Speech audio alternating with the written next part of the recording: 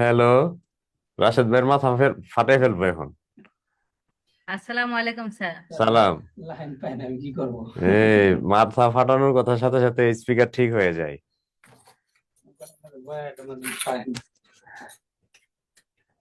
আচ্ছা, এই আপনার নাম কি বৃষ্টি নাকি বেহেস্টি? বেহেশতি স্যার।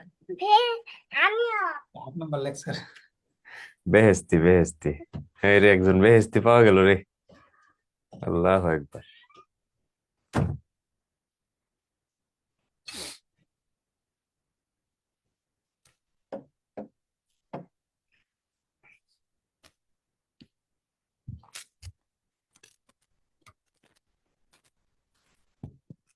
আপনাদের বাক্য পড়িয়েছিলাম, বাক্য।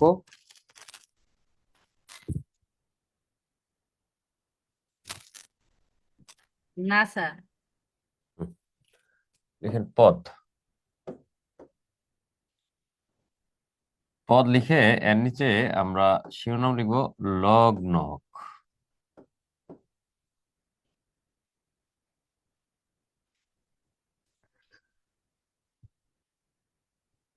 লগ্ন লিখে লিখবেন শব্দের অতিরিক্ত অংশকে লগ্নক বলে।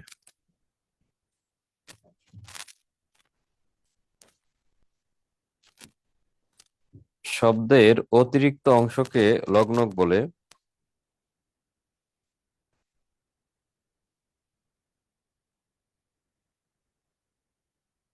লগ্নক চার প্রকারের।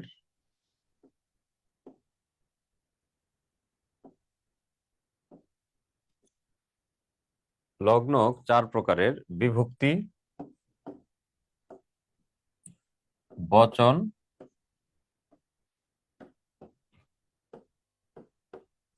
নির্দেশক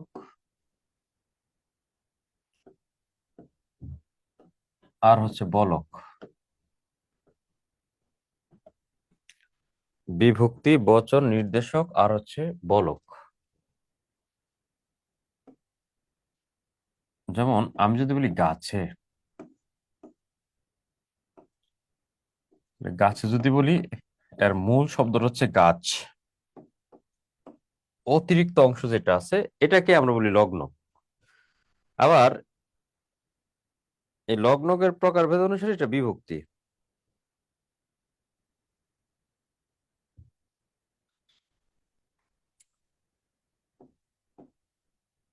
যদি বলি ফুলগুলো,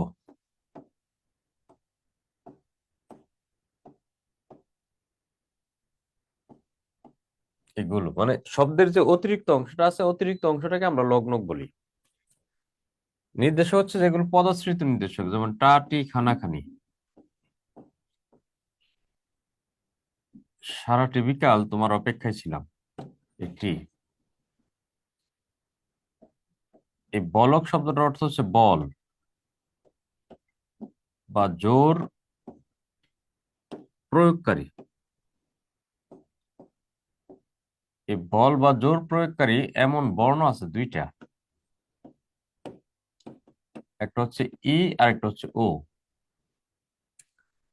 এই জন্য ই এবং ও যুক্ত যে শব্দগুলো আছে এগুলোকে আমরা বলি বলক যুক্ত শব্দ।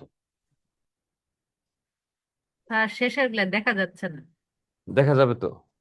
ও, দেখা যায় না কেন? ও, ওইটুকু কিন্তু দেখা যায় না, না?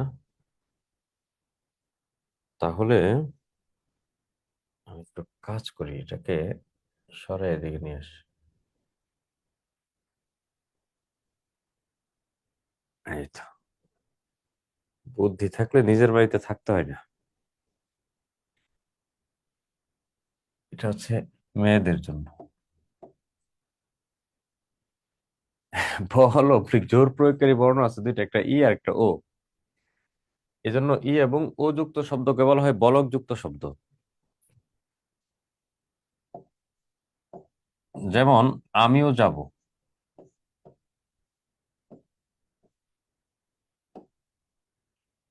বা আমি যাবই।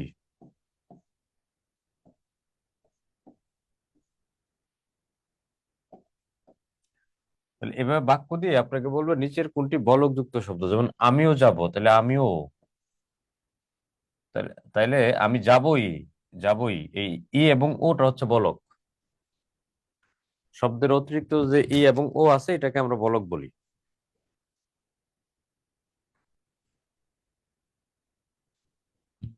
হুম।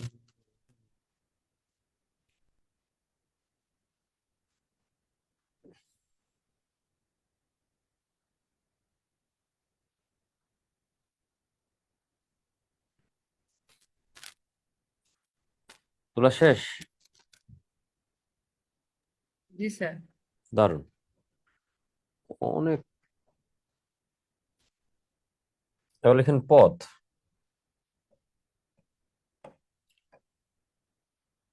পদ লিখে লিখবেন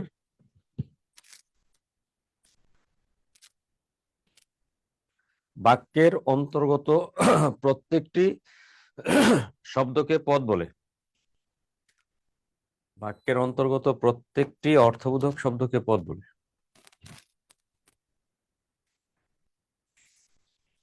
বাক্যের অন্তর্গত প্রত্যেকটি অর্থবোধক শব্দকে পদ বলে। আরো বলা যায় বিভক্তিযুক্ত শব্দকে পদ বলে। আরো বলা যায়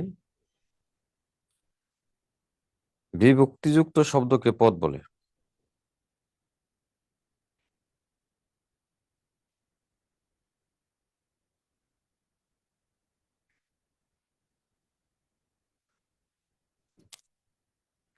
বিভক্তিযুক্ত শব্দকে পদ বলে। পদ মোট 8 প্রকার। পদ মোট 8 প্রকার।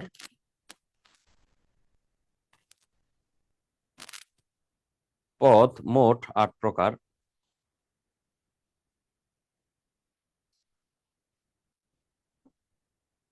1 নম্বর বিশেষ্য।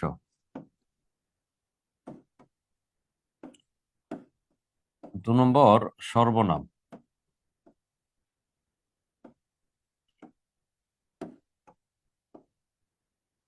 3 নম্বর বিশেষণ। 4 নম্বর ক্রিয়া বিশেষণ।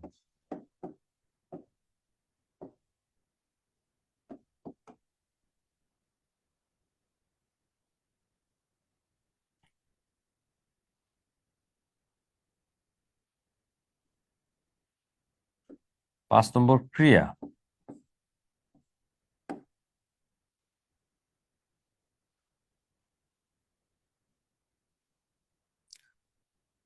আচ্ছা, যেগুলো এই আগে অব্যয় পদ ছিল, অব্যয় পদ। অব্যয় পদ বাদ দিয়ে নতুন 3টা পদের তৈরি করা হয়েছে। কিছু নাম রাখা হয়েছে যোজক, কিছু নাম রাখা হয়েছে আবেগ, আর কিছু নাম রাখা হয়েছে অনুসর্গ। তাহলে আপনি যে জায়গায় নতুন বইয়ে যোজক পাবেন, আবেগ পাবেন, অনুসর্গ পাবেন, পুরাতন বইয়ে ঠিক একই জায়গায় আপনি পাবেন অব্যয়।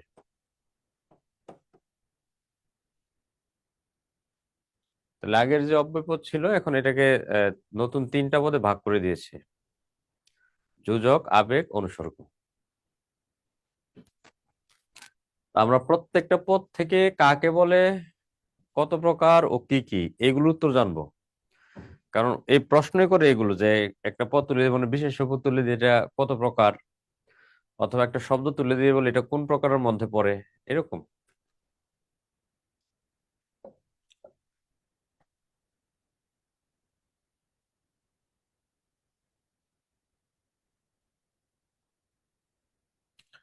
তো লিখেন বিশেষ্য পদ। বিশেষ্য পদ লিখে লিখবেন কোনো কিছুর নামকে বিশেষ্য পদ বলে। কোনো কিছুর নামকে বিশেষ্য পদ বলে। কোনো কিছুর নামকে বিশেষ্য পদ বলে। বিশেষ্য পদ 6 প্রকার।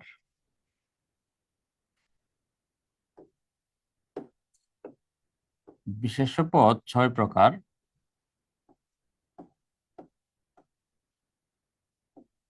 1 নম্বর নাম বা সংজ্ঞা বিশেষ্য। আচ্ছা, এগুলো নামগুলো পারলে না আপনি এমনি সংজ্ঞা পারবেন, মানে সংজ্ঞা মানে নির্দিষ্ট, বিশেষ্য মানে নাম। তাহলে নাম বা সংজ্ঞা বিশেষ্য মানে নির্দিষ্ট নামকে বোঝাবে। করিম একজন মানুষের নির্দিষ্ট নাম। ঈগল একটা পাখির নির্দিষ্ট নাম। ইলিশ একটা মাছের নির্দিষ্ট নাম। গোলাপ একটা ফুলের নির্দিষ্ট নাম। পদ্মা একটা নদীর নির্দিষ্ট নাম। এই নির্দিষ্ট নামগুলো হয়ে যাবে নাম বা সংজ্ঞা বিশেষ্য। 2 নম্বর হচ্ছে জড় বা বস্তু বিশেষ্য।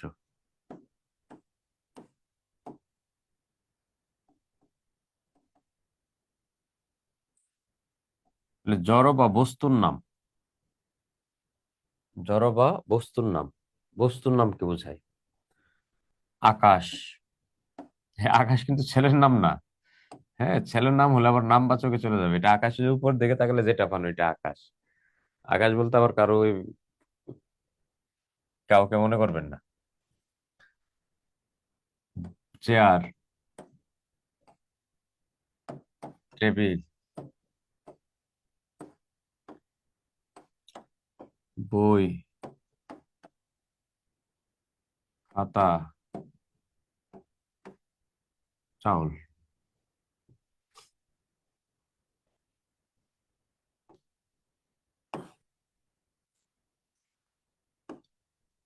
ভাব বিশেষ্য এর আরেকটা নাম হচ্ছে ক্রিয়া বিশেষ্য।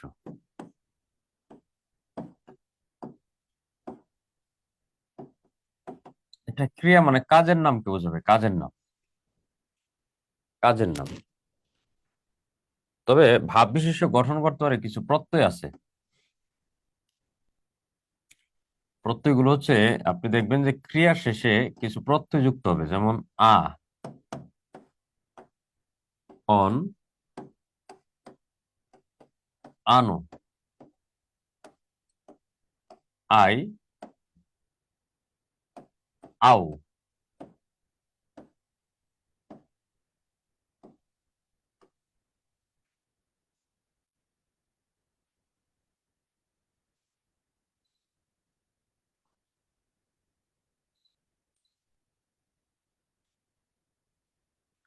আচ্ছা, মজার বিষয় হচ্ছে দেখেন, আপনার কাছে পরটা তো নিঃসন্দেহে ক্রিয়া, হ্যাঁ, এই পর শব্দটা ক্রিয়া, কিন্তু তার সাথে যখন আপনি আ প্রত্যয় যুক্ত করলেন, এখন এটাকে ক্রিয়া না বলে আপনাকে বলতে হবে ক্রিয়া বিশেষ্য। এটা ক্রিয়া বিশেষ্য হয়ে যাবে, এটা কিন্তু আর ক্রিয়া নয়।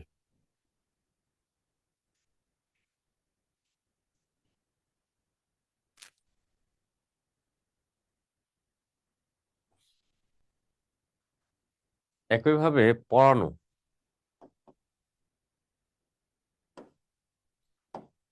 শোয়ার কাজের নাম শয়ন, যাওয়ার কাজের নাম গমন, দেখার কাজের নাম দর্শন, খাওয়ার কাজের নাম ভোজন। এই কাজের নামগুলো হয়ে যাবে ভাব বিশেষ্য। 4 নম্বর হচ্ছে জাতি বিশেষ্য, কমন নাউন।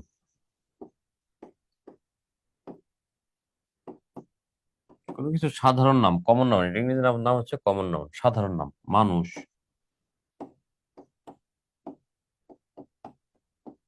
ছেলে, মেয়ে, পাখি, ফুল, ফল, নদী।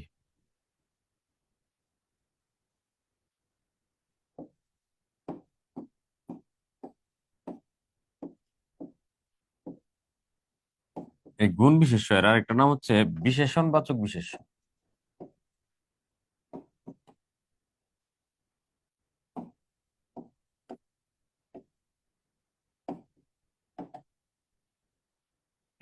এটার ইংরেজি নামটা মনে রাখলে সহজে বুঝতে পারেন, abstract noun. Abstract noun, abstract noun, abstract noun. যেমন দারিদ্র, এটা অ্যাবস্ট্রাক্ট নাউন, গুণ বিশেষ্য, দারিদ্র। দরিদ্রতা,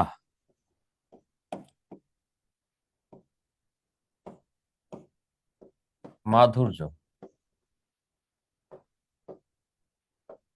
তিক্ততা,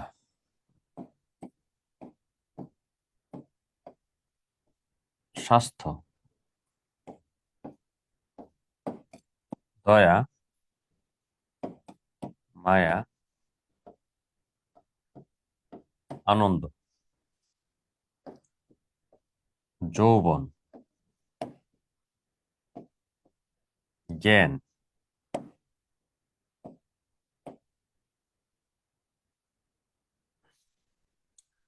দয়া, মায়া, আনন্দ, যৌবন, জ্ঞান।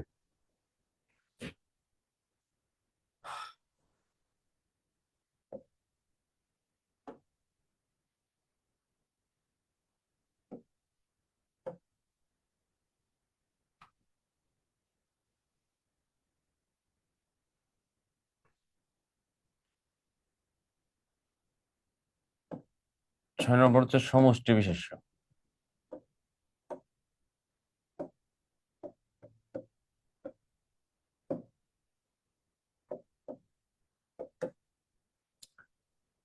একের অধিক লোকের সমষ্টিকে বোঝায়।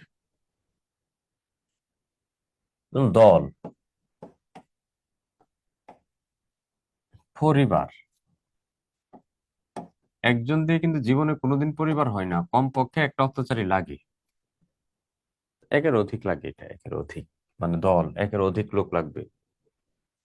পরিবার, কমিটি, সমিতি, সভা, মিছিল।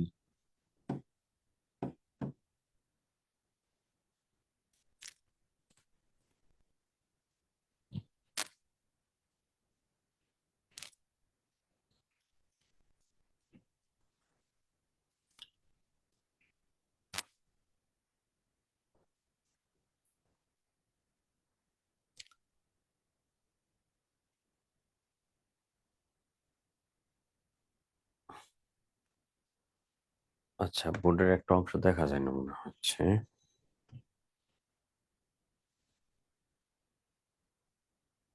জুম।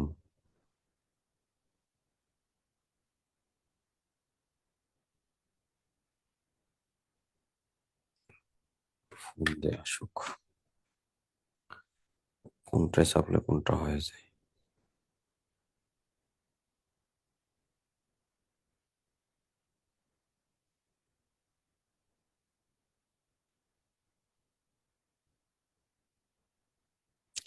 এবার লিখেন সর্বনাম পদ।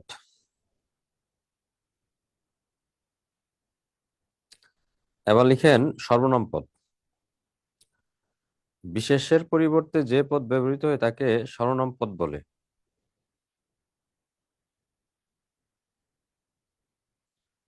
লিখেন সর্বনাম পদ 9 প্রকার। ইয়া করেন, জুমটা একটু কমাই দেন যেন বোর্ডটা ওইটুকু দেখা যায়।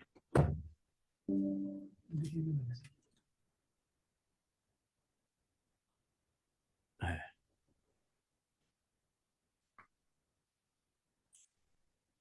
এখন ঠিক আছে না?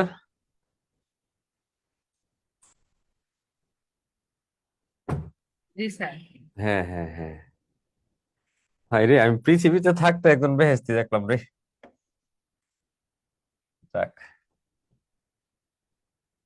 রাজশাহী বেহেশতি। সর্বনাম পদ।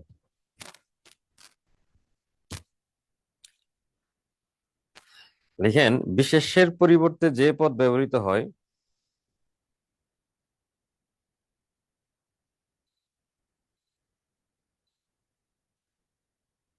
বিশেষ্যের পরিবর্তে যে পদ ব্যবহৃত হয় তাকে সর্বনাম পদ বলে।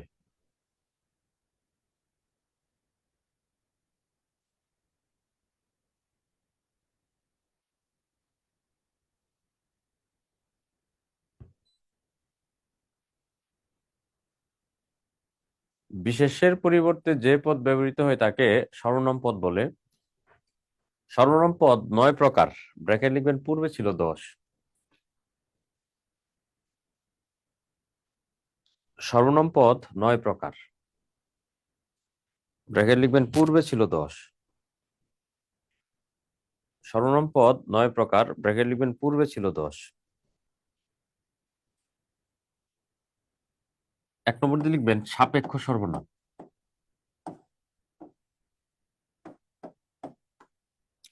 এই সাপেক্ষ সর্বনাম লিখে লিখবেন কাছে বা দূরে বোঝায়, কাছে বা দূরে, না দুঃখিত, সাপেক্ষ সর্বনাম লিখে লিখবেন পরস্পর নির্ভরশীল দুটি সর্বনাম।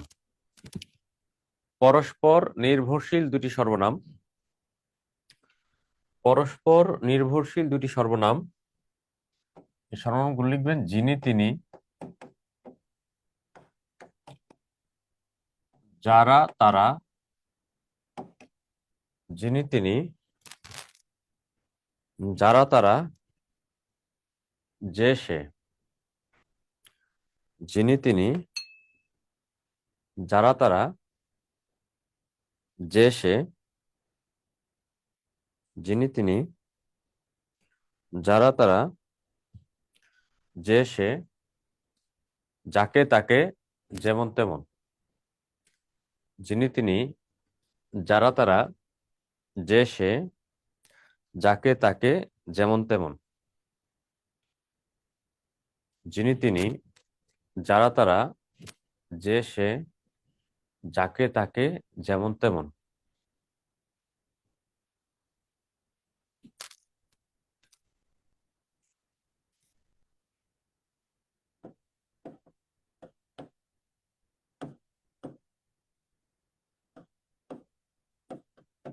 দু নম্বর দিয়ে লিখবেন নির্দেশক সর্বনাম।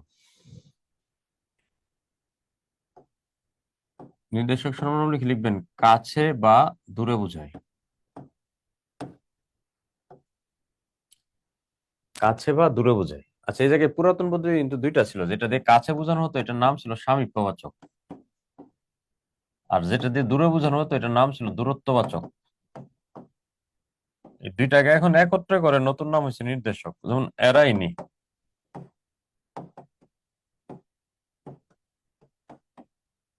ওরা উনি।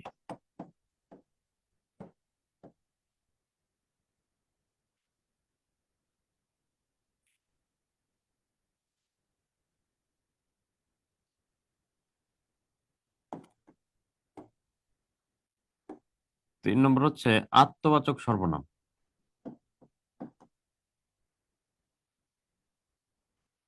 আত্মবাচক মানে আত্ম, আত্ম মানে নিজ, নিজেকে বোঝাবে, নিজেকে, নিজেকে বোঝাবে, নিজ, নিজে। আপনি ভালো তো জগৎ ভালো, আপন ভালো সবাই চায়, আমি স্বয়ং দেখেছি, আমি খোদ এই কাজ করেছি। যা লিখলাম প্রত্যেকটা মানে হচ্ছে নিজ, এটা ইংরেজি সেলফ আর কি, সেলফ। 4 নম্বর হচ্ছে পারস্পরিক সর্বনাম। এটার পুরাতন নামটা ছিল ব্যতিহারিক।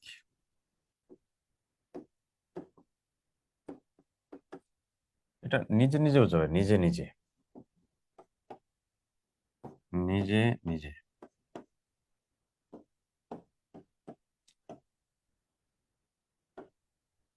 আপনা আপনি,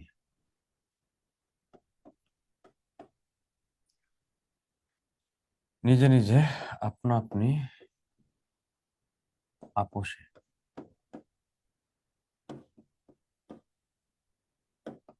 অন্য দুজন নিজে নিজে করলে সেটাকে আমরা বলি পরস্পর।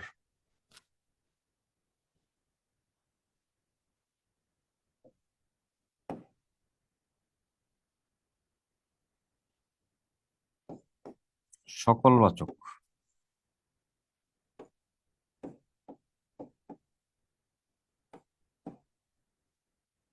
এটার একটা নাম ছিল সাকুল্যবাচক, সে সকলকে বোঝাবে, সকল।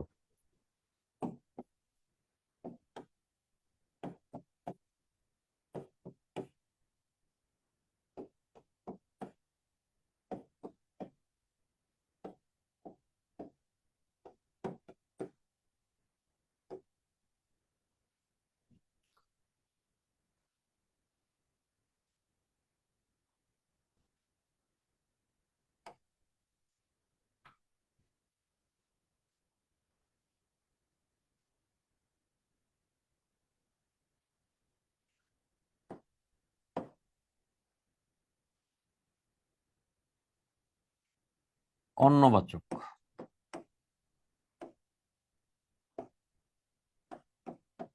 সে অন্যকে বোঝাবে।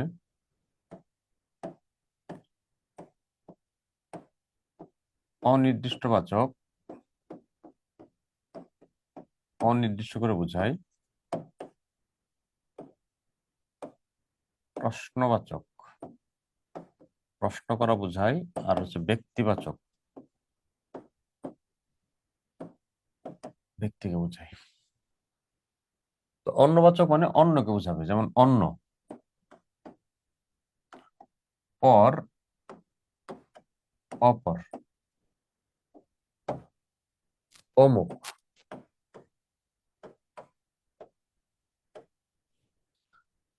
অনির্দিষ্টবাচক মানে অনির্দিষ্ট করে বোঝাবে। অনির্দিষ্ট করে বোঝাবে। আমি, দুঃখিত, আমি না, কোনো একদিন আমায় তুমি খুঁজবে। কোনো।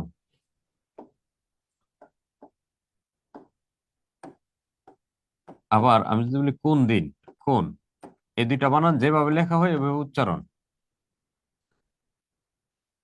কেহ কেহ বলে, সে কেহটাকে আমরা কেউ চিনি না। এগুলো হচ্ছে অনির্দিষ্ট। প্রশ্নবাচক হচ্ছে যেগুলো দিয়ে আমরা প্রশ্ন করি, কি, কাকে, কেন। ব্যক্তিবাচক মানে ব্যক্তিকে বোঝাবে, যেমন আমি একজন ব্যক্তি, তুমি একজন ব্যক্তি, সে একজন ব্যক্তি, তারা অনেকজন ব্যক্তি।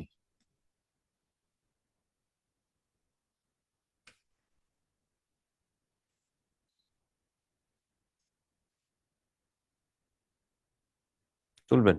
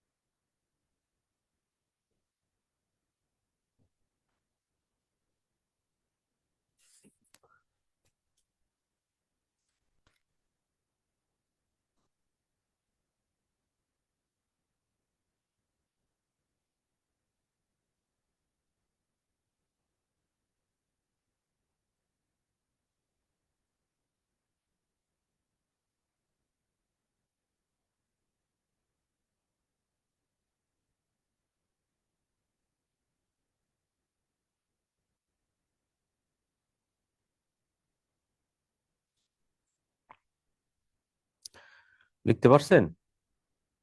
জি স্যার, হয়ে গেছে। হ্যাঁ। এবার লিখেন বিশেষণ পদ। বিশেষণ, বিশেষণ পদ লিখেন যে পদ অন্য যে কোনো পদের, যে পদ অন্য যে কোনো পদের দোষ, গুণ, সংখ্যা, অবস্থা, পরিমাণ, রং।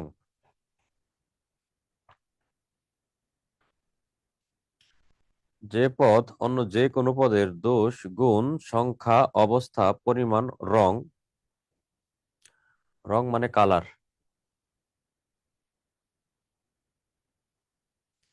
ইত্যাদি বোঝায়,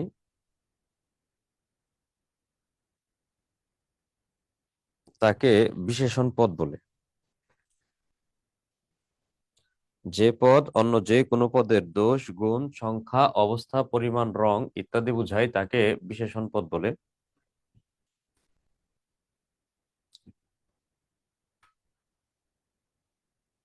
বিশেষণ পদ দুই প্রকার।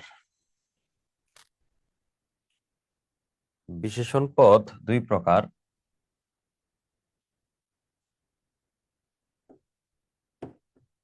এক নম্বর, নাম বিশেষণ।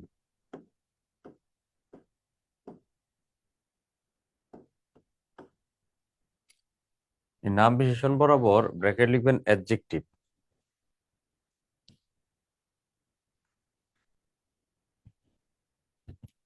নাম বিশেষণ বরাবর ব্র্যাকেট লিখবেন অ্যাডজেক্টিভ। নাম বিশেষণ বরাবর একটা লাইন লিখেন, বিশেষ্য ও সর্বনাম পদকে বিশেষায়িত করে। নাম বিশেষণের ইংরেজি নামটা হচ্ছে অ্যাডজেক্টিভ। বিশেষ্য ও সর্বনাম পদকে বিশেষায়িত করে। 2 নম্বর দিয়ে লিখবেন ভাব বিশেষণ। এই ভাব বিশেষণের ইংরেজি নামটা হচ্ছে অ্যাডভার্ব। এই ভাব বিশেষণ বরাবর লিখেন অন্য পদ ও বাক্যকে বিশেষায়িত করে।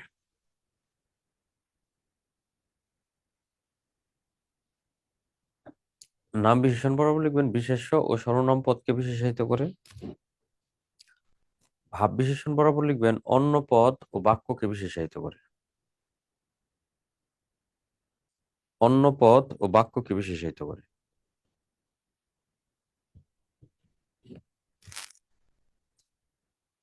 তাহলে নাম বিশেষণ বরাবর লিখলাম বিশেষ্য ও সর্বনাম পদকে বিশেষায়িত করে, আর ভাব বিশেষণ বরাবর লিখলাম অন্য পদ ও বাক্যকে বিশেষায়িত করে।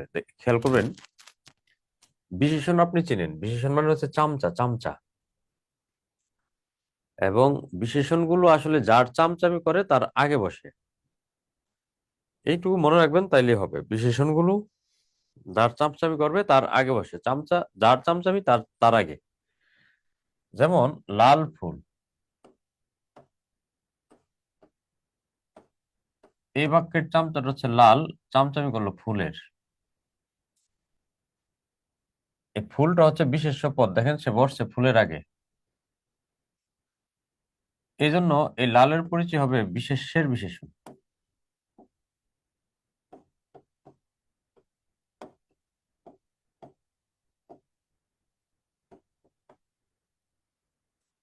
আবার আমি যদি বলি টুকটুকে লাল ফুল,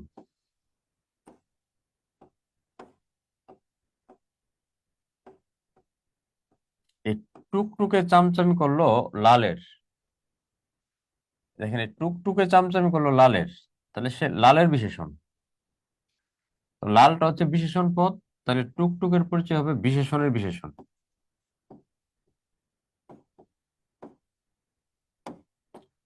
তাহলে আমি শুধু আপনাকে এই জায়গায় দেখানোর চেষ্টা করেছি বিশেষণগুলো যাকে বিশেষায়িত করবে তার আগে বসবে। এর মানে চামচাগুলো যার চামচামি করবে তার আগে বসবে, চামচাগুলো যার চামচামি করবে তার আগে বসবে। এখন আমি শুধু মনে রাখতে বলছিলাম একটা নাম বিশেষণ আর একটা ভাব বিশেষণ। এখন আপনারা সিদ্ধান্ত দেন কোনটা নাম বিশেষণ। বলেন দেখি কোনটা নাম বিশেষণ।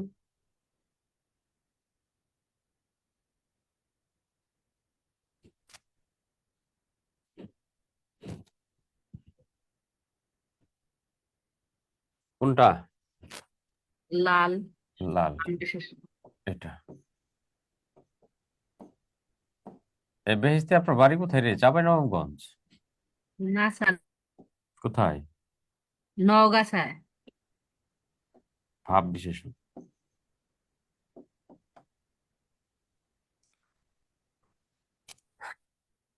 একটা হচ্ছে নাম বিশেষণ আর একটা হচ্ছে ভাব বিশেষণ।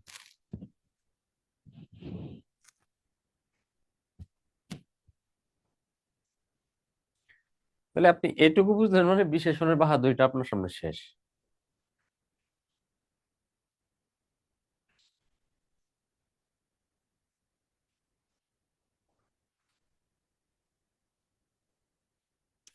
এবার লিখেন, শিরোনাম লিখেন নাম বিশেষণ। নাম বিশেষণ লিখে আমি বাক্য দিয়ে আপনি বিশেষণের নিচে দাগ দিয়ে কার বিশেষণ এটা লিখবেন। লিখেন করিম ভালো ছেলে। করিম ভালো ছেলে। বলেন দাগ দিবেন কার নিচে, আর এর এর নাম কি হবে? করিম ভালো ছেলে, এই বাক্যের বিশেষণ কোনটা? ভালো স্যার। ভালো। চামচামি করলো কার? করিমের না ছেলের? ছেলের। ছেলের। ছেলেটা বিশেষ্য পদ, তাহলে ভালো নিচে দাগ দিয়ে লিখেন বিশেষ্যের বিশেষণ।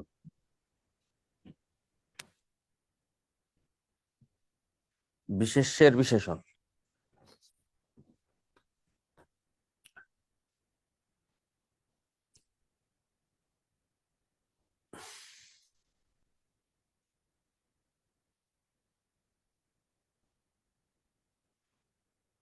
পরের বাক্য লিখেন তুমি দয়াবান। তুমি দয়াবান।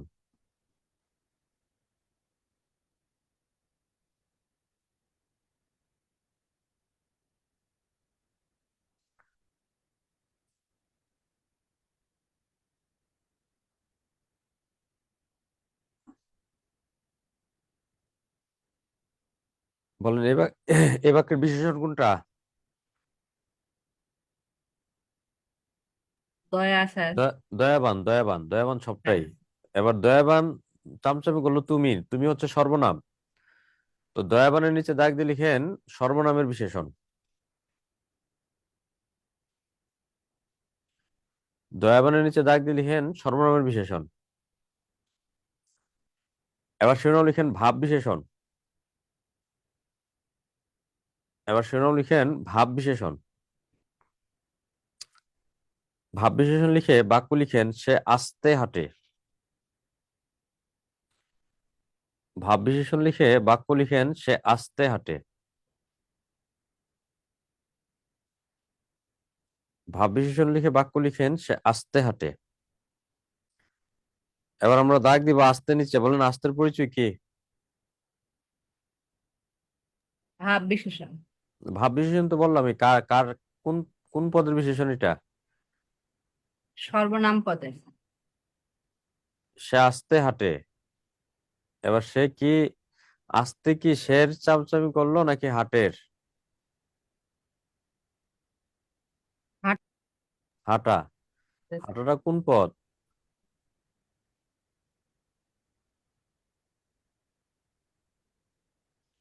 ক্রিয়া।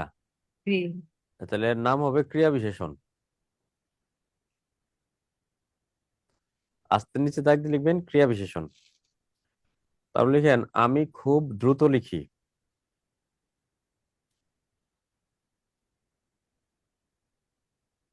আমি খুব দ্রুত লিখি।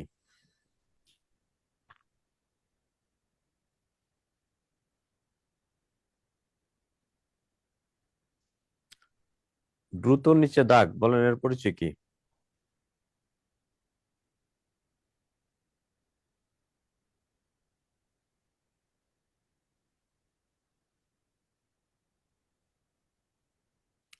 তাহলে দ্রুত চামচামি করলো লিখির, লিখিটা হচ্ছে ক্রিয়া।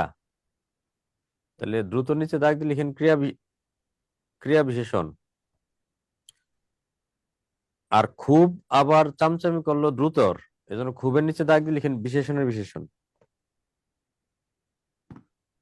তাহলে দ্রুতর নিচে দাগ দিয়ে লিখবেন ক্রিয়া বিশেষণ, খুবের নিচে দাগ দিয়ে লিখেন বিশেষণের বিশেষণ।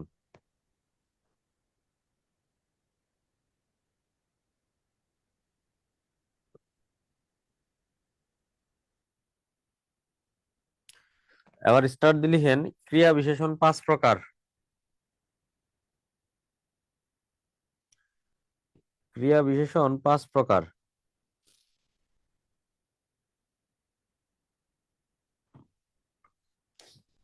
ক্রিয়া বিশেষণ 5 প্রকার।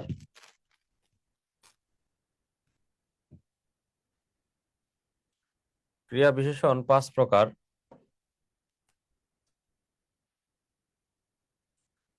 লিখবেন ক্রিয়াকে কখন,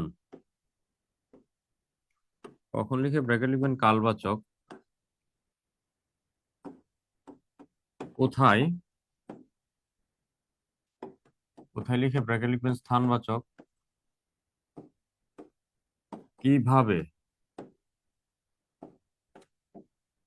কিভাবে লিখে ব্র্যাকেট লিখবেন ধরনবাচক।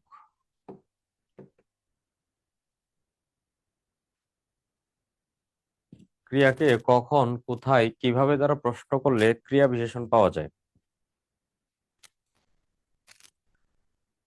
ক্রিয়াকে কখন, কোথায়, কিভাবে দ্বারা প্রশ্ন করলে ক্রিয়া বিশেষণ পাওয়া যায়। ক্রিয়াকে কখন, কোথায়, কিভাবে দ্বারা প্রশ্ন করলে ক্রিয়া বিশেষণ পাওয়া যায়।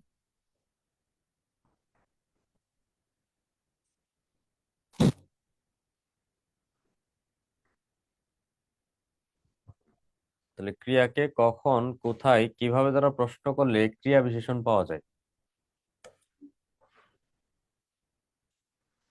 যেমন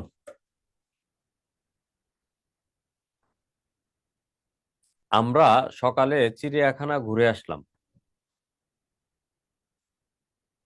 আমরা সকালে চিড়িয়াখানা ঘুরে আসলাম।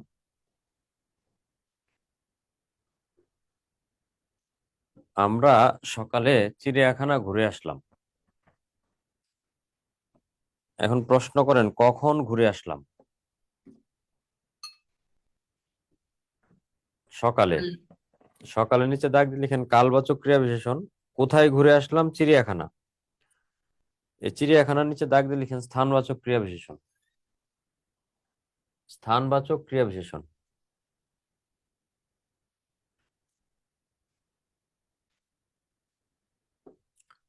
তারপর লিখেন প্রশ্নবাচক করে শিকার কি কে বলা হয়? প্রশ্নবাচক করে শিকার কি কে বলা হয়? পদানুক্রিয়া ক্রিয়া বিশেষণ।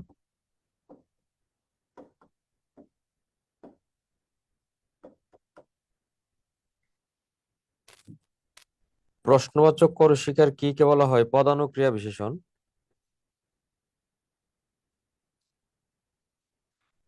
তাহলে লিখবেন ক্রিয়াপদের শেষের না অর্থবোধক শব্দকে নেতিবাচক ক্রিয়া বিশেষণ বলে।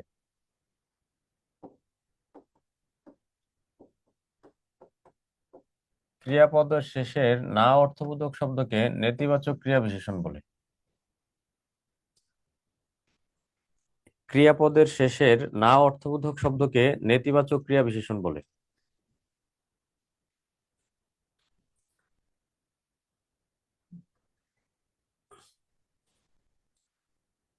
ক্রিয়াপদের শেষের না অর্থবোধক শব্দকে নেতিবাচক ক্রিয়া বিশেষণ বলে।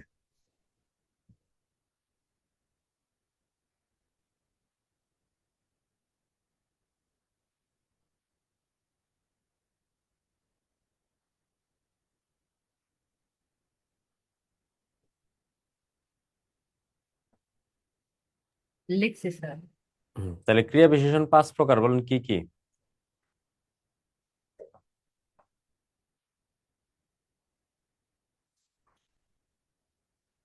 কি কি বলেন তো, দেখি কেমন বুঝলেন। কালবাচক, স্থানবাচক, ধরনবাচক, পদানু এবং নেতিবাচক। এবার লিখেন ক্রিয়াপদ। এবার লিখেন ক্রিয়াপদ। যে পদ দ্বারা কাজ করা বোঝায় তাকে ক্রিয়াপদ বলে। যে পদ দ্বারা কাজ করা বোঝায় তাকে ক্রিয়াপদ বলে। যে পদ দ্বারা কাজ করা বোঝায় তাকে ক্রিয়াপদ বলে।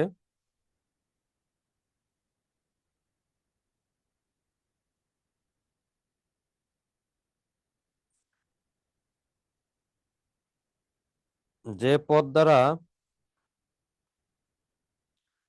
ক্রিয়াকে যে পদ দ্বারা কাজ করা বোঝায় তাকে ক্রিয়াপদ বলে। ক্রিয়াপদের দুইটি অংশ। ক্রিয়াপদের দুটি অংশ।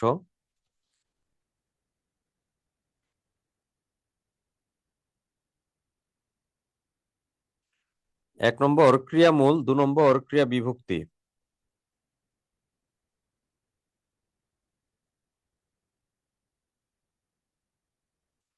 এক নম্বর ক্রিয়ামূল, 2 নম্বর ক্রিয়া বিভক্তি।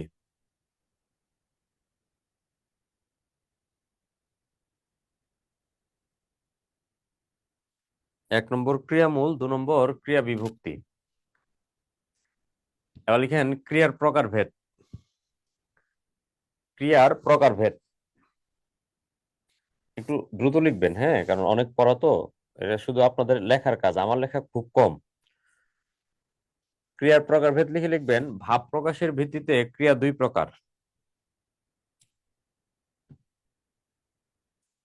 ভাব প্রকাশের ভিত্তিতে ক্রিয়া 2 প্রকার।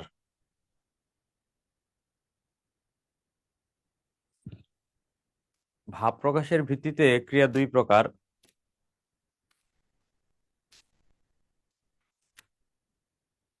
এক নম্বর অসমাপিকা ক্রিয়া। অসমাপিকা ক্রিয়া লিখে ব্র্যাকেট লিখবেন মনের ভাব অপূর্ণ থাকে। এক নম্বর অসমাপিকা ক্রিয়া। অসমাপিকা ক্রিয়া লিখে ব্র্যাকেট লিখবেন মনের ভাব অপূর্ণ থাকে। 2 নম্বর সমাপিকা ক্রিয়া। সমাপিকা ক্রিয়া লিখে ব্র্যাকেট লিখবেন মনের ভাব পূর্ণতা পায়। মনের ভাব পূর্ণতা পায়।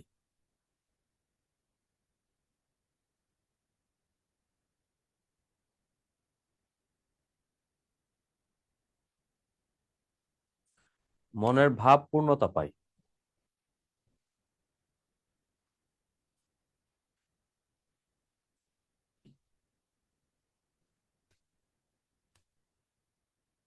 লিখছি স্যার।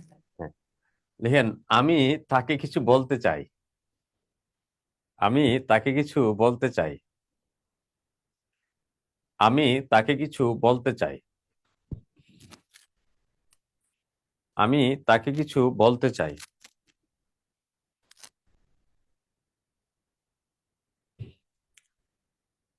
আমি তাকে কিছু বলতে চাই। এই তাহলে আমি তাকে কিছু বলতে, এটা দিয়ে মনের ভাবটা শেষ হয় না, এজন্য বলতে নিচে দাগ দিয়ে লিখবেন অসমাপিকা। চাই, চাই বলে মনের ভাবটা শেষ হয়, এটা নিচে দাগ দিয়ে লিখবেন সমাপিকা।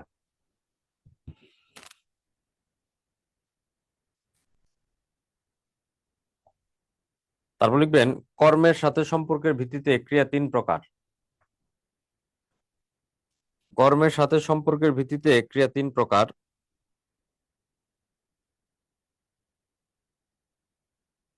1 নম্বর অকর্মক ক্রিয়া।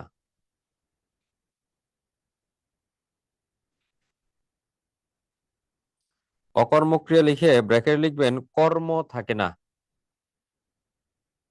অকর্মক ক্রিয়া লিখে ব্র্যাকেট লিখবেন কর্ম থাকে না।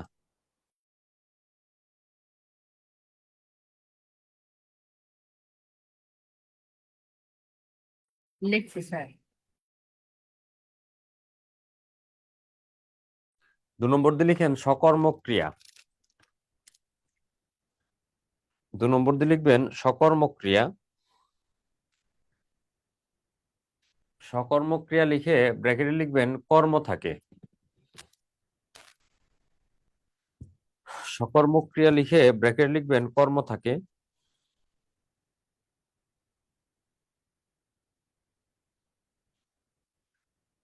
3 নম্বর দ্বিকর্মক ক্রিয়া। দ্বিকর্মক ক্রিয়া লিখে ব্র্যাকেট লিখবেন 2টি কর্ম থাকে।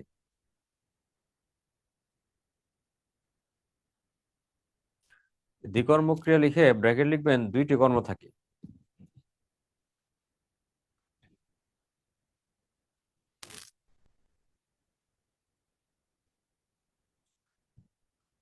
লিখেন নোট, কর্তা পাওয়ার পরে ক্রিয়াকে কি বা কাকে দ্বারা প্রশ্ন করলে কর্ম পাওয়া যায়।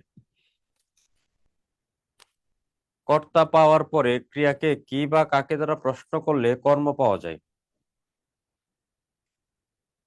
কর্তা পাওয়ার পরে ক্রিয়াকে কি বা কাকে দ্বারা প্রশ্ন করলে কর্ম পাওয়া যায়। কর্তা পাওয়ার পরে ক্রিয়াকে কি বা কাকে দ্বারা প্রশ্ন করলে কর্ম পাওয়া যায়। যেমন সে চোখে দেখে না। সে চোখে দেখে না, এই যে ক্রিয়াপদ শেষে না আছে, নাটাকে আমরা বলি নেতিবাচক ক্রিয়া বিশেষণ।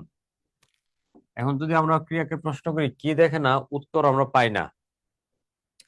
তো কি দেখে না বললে আপনি যদি বলেন চোখে দেখে না, তাহলে চোখে দেখে না, না চোখ হচ্ছে দেখার মাধ্যম, কি দিয়ে দেখে না, চোখ দিয়ে দেখে না, এটা হচ্ছে করণ। তো কি দেখে না এর উত্তর আমরা পাই না, তাহলে যেহেতু এটা পাই না এই জন্য এই ক্রিয়াটাকে আমরা বলি অকর্মক ক্রিয়া। আবার সে চোখে চাঁদ দেখে না। তো এখন যদি বলি কি দেখে না, তাহলে চাঁদ দেখে না, এই চাঁদ হচ্ছে কর্ম, এটাকে আমরা বলি সকর্মক ক্রিয়া। সকর্মক ক্রিয়া।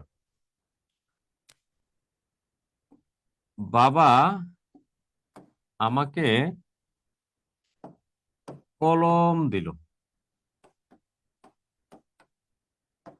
কি দিল? কলম দিল। কাকে দিল? আমাকে দিল। দুইটা উত্তর পাওয়ার কারণে এটার নিচে আমরা দাগ দিলি দ্বিকর্মক ক্রিয়া।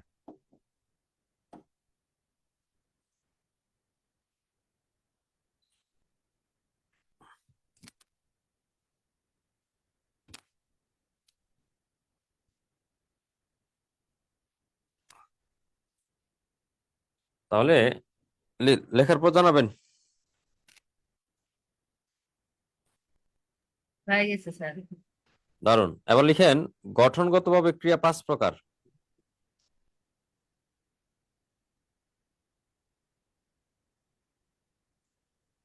গঠনগতভাবে ক্রিয়া 5 প্রকার।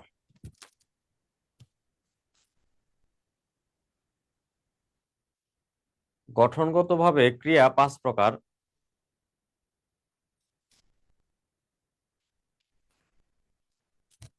1 নম্বর সরল ক্রিয়া।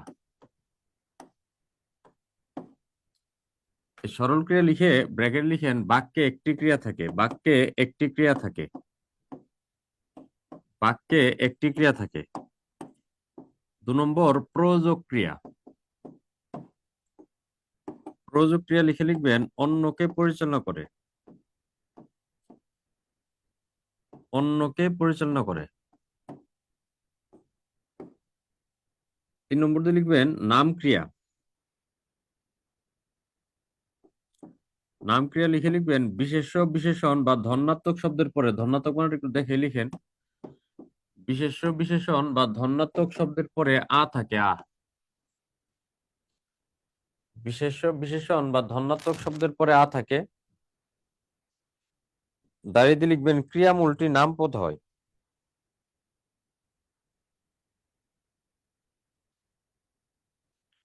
ক্রিয়ামূলটি নামপদ হয়।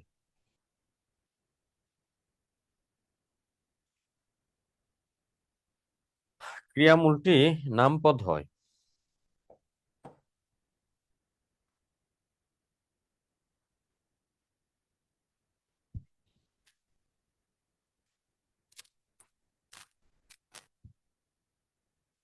তারপর লিখেন সংযোগ বা মিশ্র ক্রিয়া।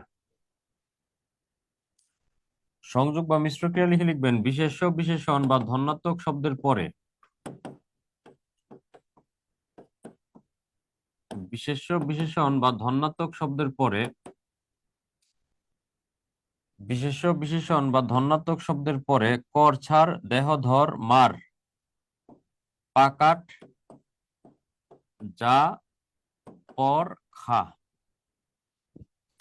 বিশেষ্য বিশেষণ বা ধনাত্মক শব্দের পরে কর ছাড় দেহ ধর মার পাকাট যা পর খা ইত্যাদি থাকে। এই জায়গায় ক্রিয়াগুলো কিন্তু মনে রাখতে হবে। কর ছাড় এ দে মানে দেওয়া আর কি, হ মানে হওয়া, ধর মানে ধরা, মার মানে মারা, পা মানে পাওয়া, কাট মানে কাটা, যা মানে যাওয়া, পর মানে পড়া, খা মানে খাওয়া সংক্রান্ত ক্রিয়ার মূল। কর ছাড় দেহ ধর মার পা কাট যা পর খা থাকবে। আর যৌগিক ক্রিয়া বরাবর লিখেন অসমাপিকা ও সমাপিকা ক্রিয়া পাশাপাশি বসে। অসমাপিকা ও সমাপিকা ক্রিয়া পাশাপাশি বসে। অসমাপিকা ও সমাপিকা ক্রিয়া পাশাপাশি বসে। এখন বাক্য লিখেন। লিখেন ছেলেরা মাঠে খেলছে। ছেলেরা মাঠে খেলছে।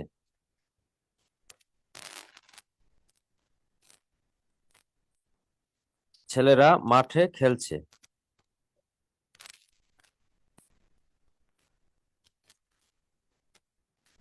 ছেলেরা মাঠে খেলছে।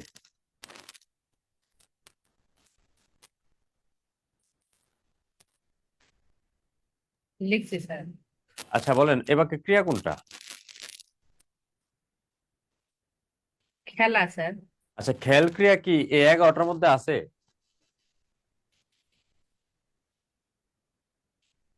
না স্যার। না। যদি থাকে তাহলে সংযোগ বা মিশ্র ক্রিয়া, আর যদি না থাকে তাহলে, যদি না থাকে, যদি এই জায়গায় না পান তাহলে এটার নাম হবে সরল ক্রিয়া। আচ্ছা তাহলে লিখেন আমি বই পড়ি। আমি বই পড়ি।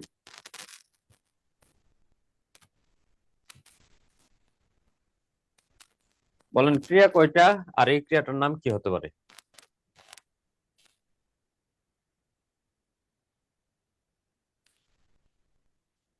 ক্রিয়া পড়া স্যার। হুম। 11টার মধ্যে আছে? পড়া আছে স্যার, পড়াটা। 11টার মধ্যে আছে? না স্যার। আছে। পড়া পড়া যায় স্যার, বই পড়ি। পর, ওই যে পর, যা পর খা, এই যে পর 11টার মধ্যে আছে, এই জন্য এটার নাম হবে সংযোগ বা মিশ্র ক্রিয়া।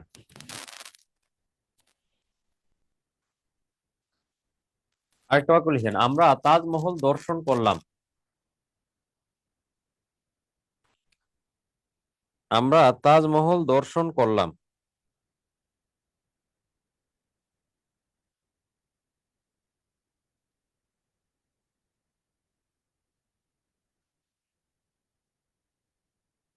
বলেন এটা কোন ক্রিয়া? মিশ্র ক্রিয়া স্যার। মিশ্র ক্রিয়া। কিভাবে বুঝলাম? দর্শন করলাম। কর কর কর আছে, কর পর। এই জন্য। হুম। গুড।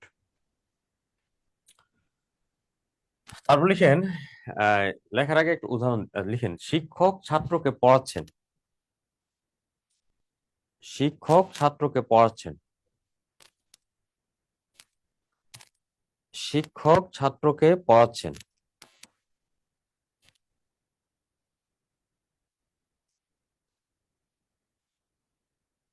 বলেন কোন ক্রিয়া? মিশ্র ক্রিয়া।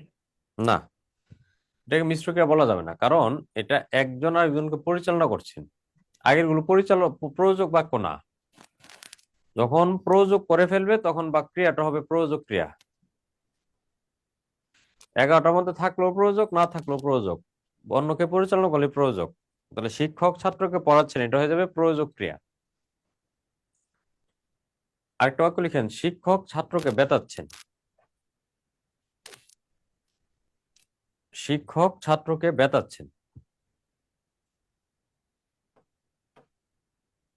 বলেন তো এই বাক্যে ক্রিয়া কোনটা?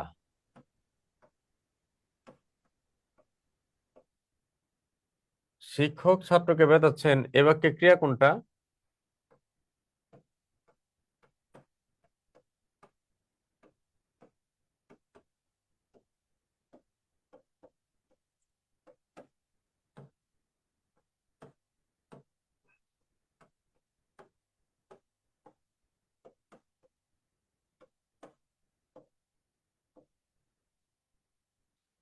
দেখেন, শিক্ষক ছাত্রকে বেতাচ্ছেন, এ বাক্যের ক্রিয়া হচ্ছে বেতাচ্ছেন। এ বাক্যের ক্রিয়াটা হচ্ছে বেতাচ্ছেন। আসসালামু আলাইকুম।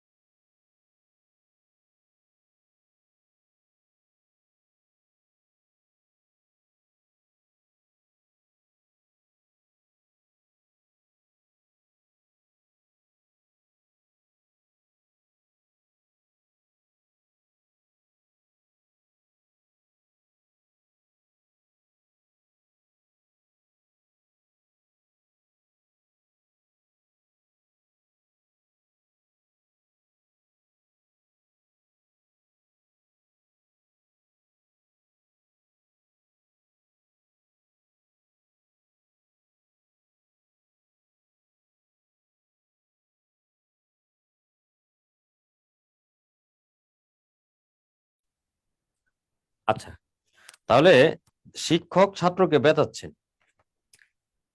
এটা হচ্ছে আপনি যখন বেতাচ্ছেন, দেখেন বেতাচ্ছেনের একদম মূলটা হচ্ছে বেত। আচ্ছা বলেন, বেতটা কি ক্রিয়াপদ নাকি নামপদ? ক্রিয়া ছাড়া অন্য অন্য পদকে নামপদ বলে। বেত কি ক্রিয়া নাকি নাম? নাম। ক্রিয়া স্যার।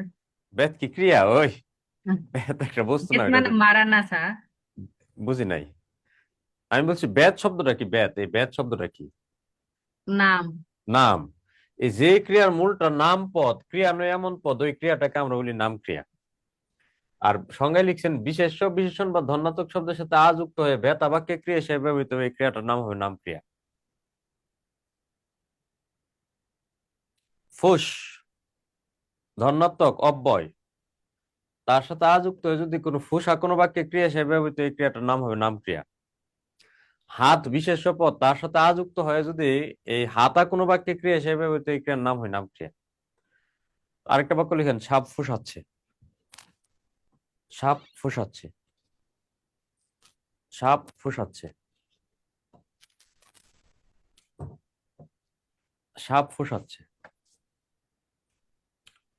ফুস, তাহলে ফুস এটা হচ্ছে ধনাত্মক অব্যয় পদ।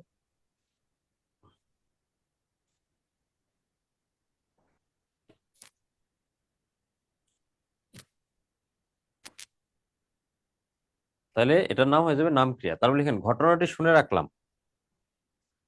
ঘটনাটি শুনে রাখলাম। ঘটনাটি শুনে রাখলাম। তাহলে ঘটনাটি শুনে রাখলাম, বলেন তো দেখি কয়টা ক্রিয়া আছে? ঘটনাটি শুনে রাখলাম, বলেন কয়টা ক্রিয়া আছে? দুইটা। একটা শুনে আর একটা রাখলাম। তাহলে দুইটা ক্রিয়া থাকলে এটা যৌগিক ক্রিয়া হয়। শুনে রাখলামের নিচে দাগ দিয়ে লিখেন যৌগিক ক্রিয়া। শুনে রাখলামের নিচে দাগ দিয়ে লিখেন যৌগিক ক্রিয়া, মানে দুইটা ক্রিয়া থাকলে যৌগিক।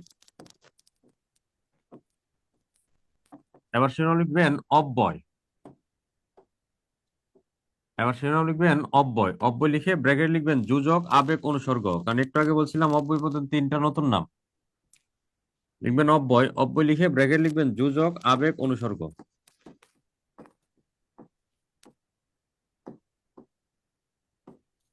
লিখবেন অব্যয়। অব্যয় লিখে লিখবেন বাক্যের অপরিবর্তনশীল পদকে অব্যয় অব্যয় পদ বলে। বাক্যের অপরিবর্তনশীল পদকে অব্যয় পদ বলে। বাক্যের অপরিবর্তনশীল পদকে অব্যয় পদ বলে। অব্যয় পদের সাথে বিভক্তি যুক্ত হয় না। অব্যয় পদের সাথে বিভক্তি যুক্ত হয় না। এর একবচন ও বহুবচন করা যায় না। অব্যয় পদের সাথে বিভক্তি যুক্ত হয় না। এর একবচন ও বহুবচন করা যায় না।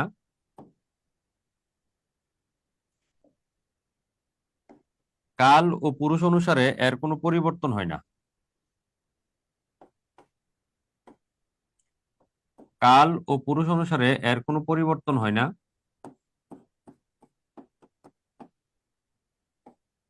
এগুলো বাক্যে স্বাধীনভাবে বসে। এগুলো বাক্যে স্বাধীনভাবে বসে। বাক্যের সৌন্দর্য বৃদ্ধি করে।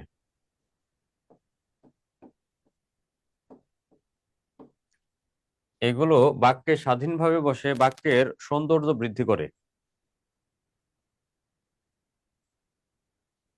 এগুলো বাক্যে স্বাধীনভাবে বসে বাক্যের সৌন্দর্য বৃদ্ধি করে। হয়ে গেছে। অব্যয় শব্দ তিন ধরনের। অব্যয় শব্দ তিন ধরনের। আপনি অব্যয় শব্দ এই দুইটার নিচে একটা দাগ দেন, তিন ধরনের নিচে আরেকটা দাগ দেন। আমি এই জায়গায় আপনাকে মার্ক করানোর চেষ্টা করছি, তিন ধরন যে বললাম এটা হচ্ছে অব্যয় শব্দ। এক নম্বর দিয়ে লিখেন বিদেশি। এই এই বেহেস্তি, এই জি স্যার। গাধি মার্কা, সাবাস বানান করেন তো। জি স্যার। সাবাস বানান করেন তো, সাবাস। সাবাস। হ্যাঁ। দুনটার শয়ে বয়াকার, হ্যাঁ, কাটনোর শয়াকার দুনটার শয়, বয়াকার দুনটার শ আছে। আবার শেষ বলেন, আবার বলেন, আবার বলেন। দুনটার শয়ে বয়াকার, হ্যাঁ, বয়াকার আলবাস। দন্ত সর নিচে একটা ব আছে, এই তো। জি স্যার। আপনি অনেক শিক্ষিত রে। আপনি একটা সার্টিফিকেট নিয়ে যাবেন, শিক্ষিত সার্টিফিকেট। কেন স্যার ভুল হয়েছে? পড়াশোনা কোন সাবজেক্টে হয়ে গাথি? ইসলাম ইতিহাস স্যার। সাবাস, আলবত, মারহাবা, সাথে সাথে আমরা বিদেশি শব্দগুলো শিখে ফেলবো। মাইরি, বহুত, খুব, খাসা। সাবাস, আলবত, মারহাবা, মাইরি, বহুত, খুব, খাসা। 2 নম্বর বাংলা। এই বাংলাটা আমরা শুরু করবো ইংরেজি দিয়ে। ডাকবো রুহানাকে। রুহানা না, আচ্ছা, সরাসরি লিখে ফেলি। আর ও হ্যাঁ না আবার। আর ও হ্যাঁ না আবার। আর ও হ্যাঁ না আবার, এগুলো বাংলা। বাংলা এবং বিদেশি ছাড়া যা পাবেন সবই সংস্কৃত। এবং কিন্তু এই অনলাইনে কি আমার আগামী মাসে ক্লাস আছে? ক্লাস অফ করে অনলাইনে ক্লাস দিতে ভালো লাগে। একজন আর দুইজন বসে এই যে বেস্ট না থাকলে যে আমার আজকে কি হইতো। এটা শেষ, এটা থাকবে না। এবং কিন্তু, বরং, সুতরাং, অথবা, অথচ, তথাপি। বেহেস্তি, ক্লাসে উপস্থিত কয়জন জানেন? একজন, আমি একাই স্যার। হ্যাঁ হ্যাঁ, আপনার অনুভূতি কি? স্যার একজন, ছাত্রী একজন। ভালোই তো স্যার। হ্যাঁ, আর থ্যাংক দুটো ইউ। এবং কিন্তু, বরং, সুতরাং, অথবা, অথচ, তথাপি, তবু, তাই, ইত্যাদি।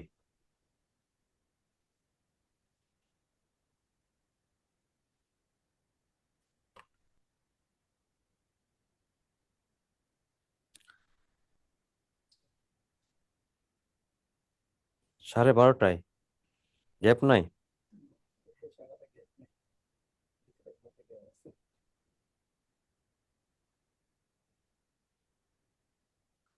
হয়ে গেছে। Thank you. মেয়েটা অনেক শিক্ষিত তো। এবার সাবাস বানান করে নেয় গাধি মার্কা। তালবাস সহায়িকা বয়াকা তালবাস। আর ভুল হবে? না স্যার। লিখেন অব্যয় পদ 4 প্রকার। অব্যয় পদ 4 প্রকার। অব্যয় পদ এই দুইটার নিচে একটা দাগ দেন, 4 প্রকার নিচে আরেকটা দাগ দেন। আবার শেষ করতে পারবো না।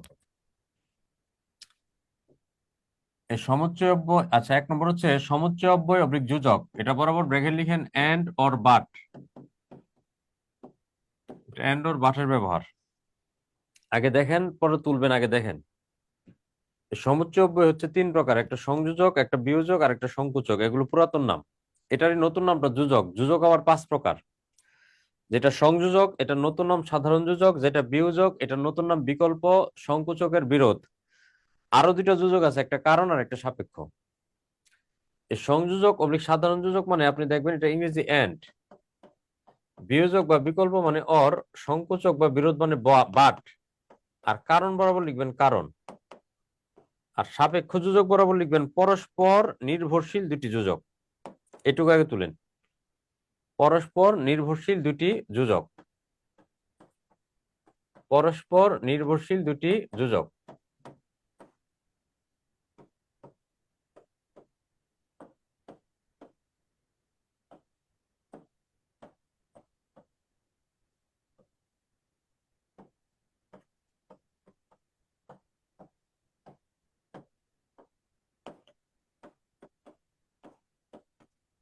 সাল্লাল্লাহু আলা মুহাম্মদ সাল্লাল্লাহু আলাইহি সাল্লাম।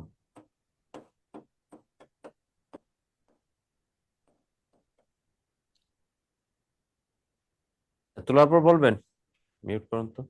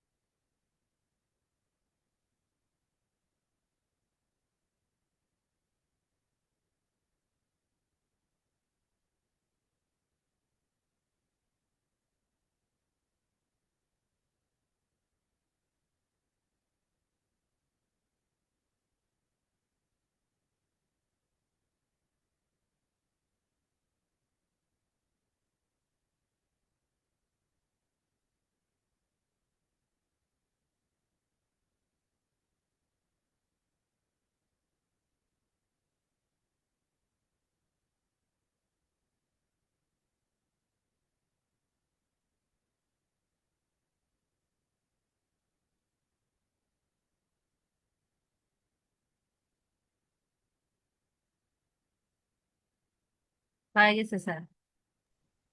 Thank you. অনেক শিক্ষিত একটা মেয়ে রে। 2 নম্বর দিয়ে লিখেন অনন্য অব্যয় অবলিক আবেগ। এই বেহেশতি আবেগ ছাড়া কি জীবন চলে রে? না স্যার। না, কিন্তু আবেগ ছাড়া বাক্য হবে। এই জন্য অনন্য অব্যয় অবলিক আবেগ লিখে লিখবেন, এগুলো ছাড়াও বাক্য হয়।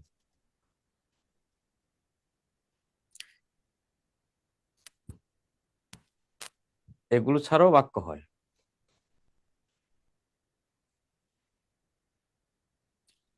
3 নম্বর দিয়ে লিখবেন ধনাত্মক বা অনুকার অব্যয়। এই ধনাত্মক মানে ধ্বনি, ধ্বনি মানে আওয়াজ।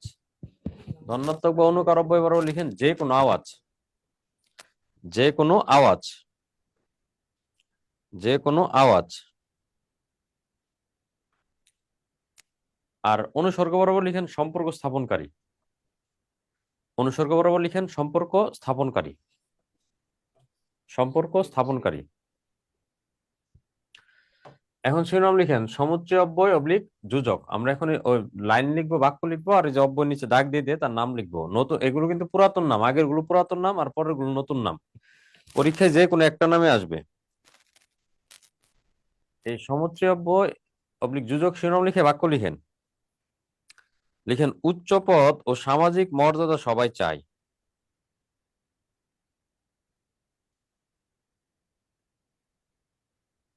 উচ্চ পদ ও সামাজিক মর্যাদা সবাই চায়। উচ্চ পদ ও সামাজিক মর্যাদা সবাই চায়। লিখছে স্যার। বলেন অব্যয় পদ কোনটা? এই বাক্যটার মধ্যে অব্যয় কোনটা? মর্যাদা স্যার। এই গাধি মার্ক, একটু আগে অব্যয় পদ গুলো শিখে আসছি। যে সাবাস, আলবত, মারহাবা, মাইরি, বহুত, খুব, খাসা, আর, ও, হে, না, আবার, ওইগুলো অব্যয় পদ। বলেন কোনটা অব্যয়? কোনটা রে? উচ্চ পদ ও সামাজিক মর্যাদা সবাই চায়, এই বাক্যে অব্যয় কোনটা? ও, বুঝতে ও, পারছি। ও। ও কোনটা? ও ও হ্যাঁ। তো বলেন কোন প্রকারের অব্যয়?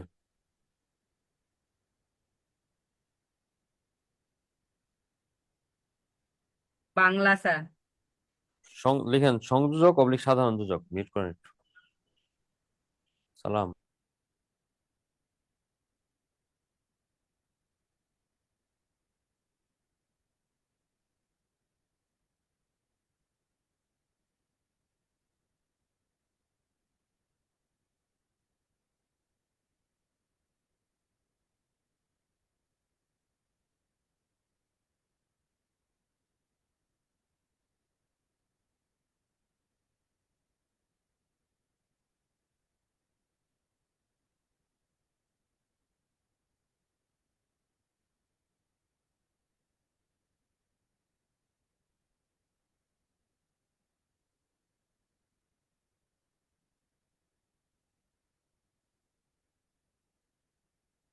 মিউট করে দিন।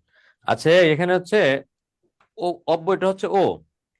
ও দিয়ে যখন আমরা দুইটাকে যোগ করি এটাকে বলে সংযোজক বা সাধারণ যোজক। এই পুরাতন নাম হচ্ছে সংযোজক আর নতুন নামটা হচ্ছে সাধারণ যোজক। আরেকটা বাক্য লিখেন চা নতুবা কফি দাও। চা নতুবা কফি দাও। চা নতুবা কফি দাও।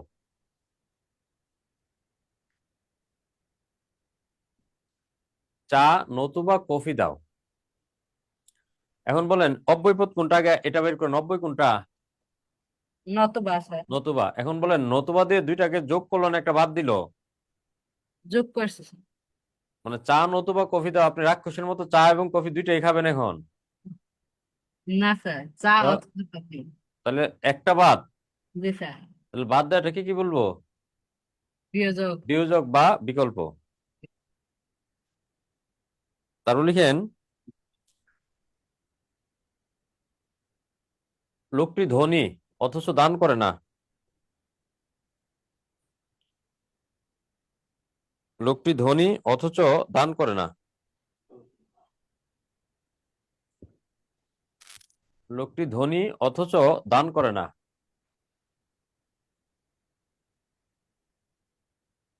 লিখছি স্যার। বলেন কি হবে এটা? অথচ হ্যাঁ, এরা সংকোচন অব্যয়।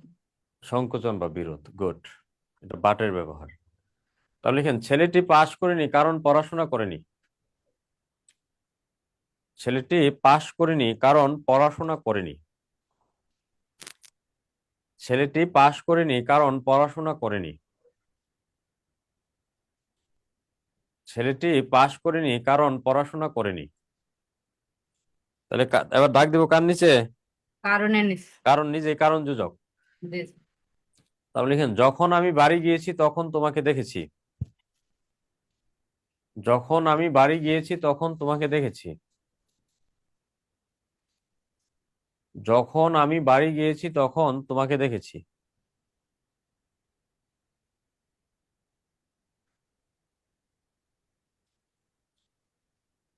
যখন লিখছি আমি বাড়ি গিয়েছি তখন তোমাকে দেখেছি। লিখছি স্যার। তাহলে এটা হয়ে যাবে কি, যখন তখন নিচে দাগ দিব, দুইটা বলছে তো সাপেক্ষ যোজক। এবার লিখেন অনন্যয় অব্যয় অবলিক আবেগ। অনন্যয় অব্যয় অবলিক আবেগ।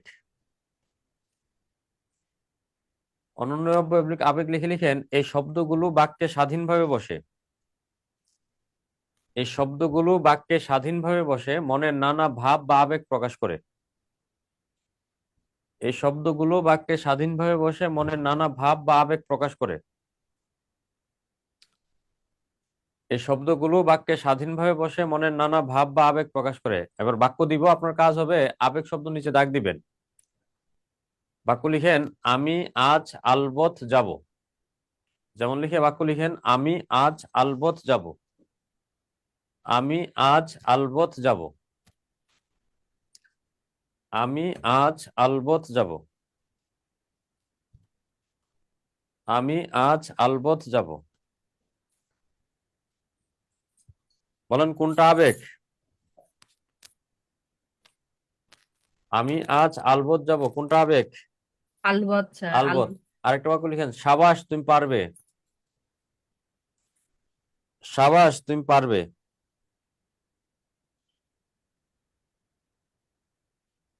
বলেন কোনটা আবেগ? সাবাস। সাবাস। হ্যাঁ, এবার লিখেন 3 নম্বর দিয়ে লিখেন ধন্যাত্মক বা অনুকার অব্যয়। বসো, ক্লাসটা শেষ করি। ধন্যাত্মক বা অনুকার অব্যয়।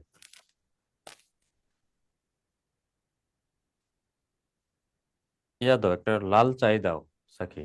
লাল চানো আর একটু চিনিটা বাড়াইতে। ধন্যাত্মক বা অনুকার অব্যয় বরাবর লিখেন যে কোনো আওয়াজ, যে কোনো ব্যক্ত বা অব্যক্ত আওয়াজ, যে কোনো ব্যক্ত বা অব্যক্ত আওয়াজ, যে কোনো ব্যক্ত বা অব্যক্ত আওয়াজ, যেমন ভন ভন, শন শন, টন টন। এই যে আওয়াজগুলো হচ্ছে ধন্যাত্মক, ভন ভন, শন শন, টন টন। এবার সর্বশেষ লিখেন অনুসর্গ। অনুসর্গ লিখে লিখবেন এগুলো বাক্যে একটি পদের সাথে আরেকটি পদের, এগুলো বাক্যে একটি পদের সাথে আরেকটি পদের বা একটি বাক্যের সাথে আরেকটি বাক্যের সম্পর্ক স্থাপন করে। এগুলো বাক্যে একটি পদের সাথে আরেকটি পদের বা একটি বাক্যের সাথে আরেকটি বাক্যের সম্পর্ক স্থাপন করে। লিখছি স্যার। অনুসর্গ দুই প্রকার। অনুসর্গ দুই প্রকার। 1 নম্বর ক্রিয়াজাত অনুসর্গ। ক্রিয়াজাত অনুসর্গ লিখে ব্র্যাকেট লিখবেন ক্রিয়াপদ থেকে তৈরি হয়। ক্রিয়াজাত অনুসর্গ লিখে ব্র্যাকেট লিখবেন ক্রিয়াপদ থেকে তৈরি হয়। ক্রিয়াপদ থেকে তৈরি হয়, যেমন তুমি আসবে বলে আমি অপেক্ষা করেছি। তুমি আসবে বলে আমি অপেক্ষা করেছি। তুমি আসবে বলে আমি অপেক্ষা করেছি। তুমি আসবে বলে আমি অপেক্ষা করেছি।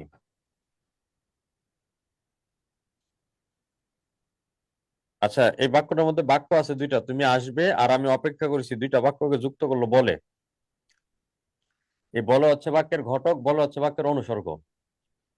তো বলে অনুসর্গ দ্বারা দুটি বাক্য যুক্ত হলে সম্পূর্ণ বাক্যটি একটি আচ্ছা, বলে বলে হচ্ছে বাক্যের ঘটক, বলে হচ্ছে বাক্যের অনুসর্গ।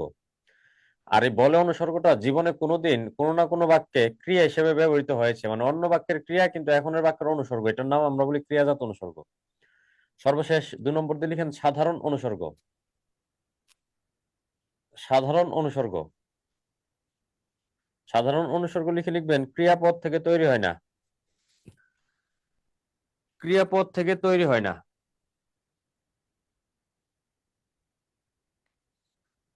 যেমন বাংলাদেশ বনাম পাকিস্তানের খেলা হচ্ছে,